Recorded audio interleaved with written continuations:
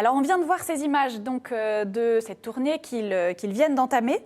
C'est leur première tournée officielle qui prend une couleur, une saveur même peut-être particulière avec l'annonce de cette grossesse. Au-delà de cette nouvelle, Florentin, quels sont les enjeux de cette visite dans le Pacifique qui dure 16 jours au total, C'est une grosse tournée. Oui, c'est un grand voyage. Alors, si vous voulez, la question de votre émission, c'est à quoi servent Harry et Meghan? La réponse officielle, c'est exactement à ça, parce qu'ils peuvent servir à beaucoup de choses pour promouvoir l'image de la monarchie comme soft power, etc. Mais constitutionnellement, institutionnellement, si je puis dire, ils sont les ambassadeurs de la couronne dans les pays du Commonwealth, puisqu'il y a 55 pays du Commonwealth qui sont des pays, les anciennes colonies de l'Empire britannique qui restent associés dans cet accord à la Grande-Bretagne. Mais parmi ces pays, il y en a une quinzaine, dont l'Australie, dont le chef d'État est toujours le souverain britannique, donc la reine Elisabeth. Donc ils sont vraiment en représentation officielle sur les terres de la couronne britannique pour le compte de la reine Elisabeth. Donc c'est une représentation, mais il y a un rôle important derrière qui peut être soulevé derrière ce rôle de représentation. Oui, bien sûr, parce que ce n'est pas automatique que la reine reste le chef d'État de ces pays. Donc, ça doit s'entretenir, ce lien. Et surtout que là, on le voit dans ce voyage dans le Pacifique, c'est très loin de Londres, et que si on veut continuer à garder un certain soutien pour le Royaume-Uni et pour la couronne britannique, il faut être là, il faut l'entretenir, il faut le cultiver. Harry et Meghan, c'est ce qu'ils font. William et Kate l'ont déjà fait dans le passé à plusieurs reprises, Charles et Camilla, Charles et Diana aussi auparavant. Donc c'est un lien qui doit s'entretenir, d'autant que dans certains de ces pays, il y a des questionnements sur ce rattachement.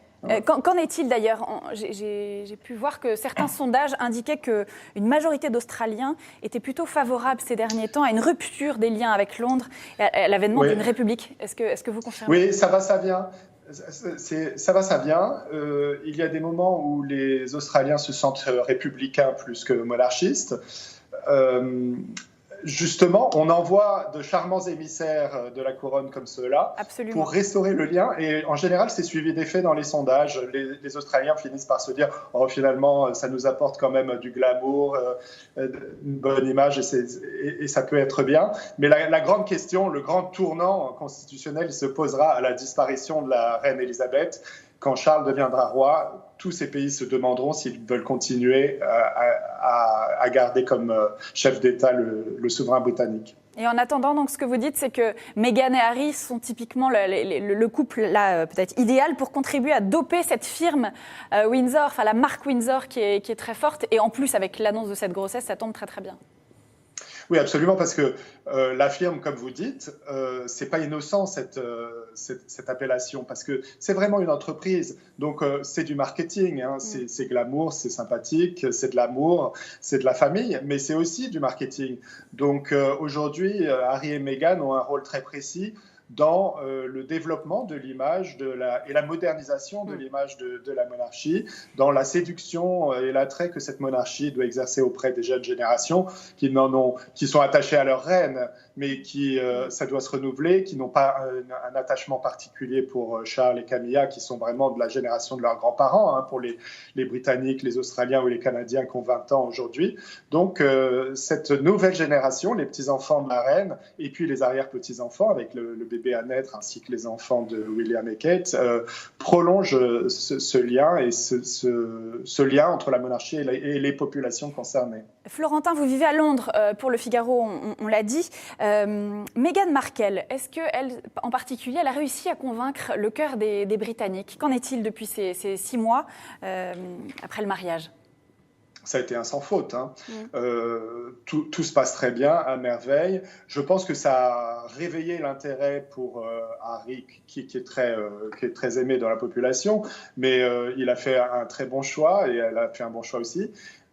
Tout se passe bien. Les seuls les petites anicroches à tout ça sont les relations entre Meghan et la famille de son père, sa demi-sœur, qui cherche à récolter les miettes un peu de cette success story, de ce conte de fées. en essayant, l'autre jour, sa demi-sœur est allée frapper à la porte de Kensington Palace où elle habite, et elle s'est fait rejeter par les policiers en faction parce qu'elle n'avait pas été invitée. Donc ça fait les choux gras des tabloïds, mais enfin, ça ne jette pas du tout de discrédit sur Meghan ou sur leur couple. Et au contraire, est-ce que ce Royal Baby donc, qui s'annonce, ce Brexit Baby, comme on l'appelle déjà, va apporter un petit peu de légèreté, peut-être dans un climat anglais un petit peu gris, lié aux incertitudes du Brexit? Il ne faut pas trop s'emballer non plus, hein.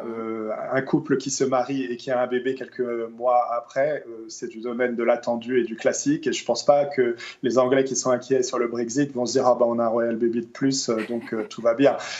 Mais enfin, ça contribue à entretenir cette espèce de mythe d'un royaume immuable. Et c'est vrai, hein, ce sont des traditions plus que millénaires. Donc ça contribue à maintenir le fil. Et c'est un élément de stabilité, en effet, dans le fil de cette histoire monarchique. Alors ça, c'est intéressant. Florentin, vous restez avec nous, hein, on est en direct avec nos décrypteurs. C'est intéressant.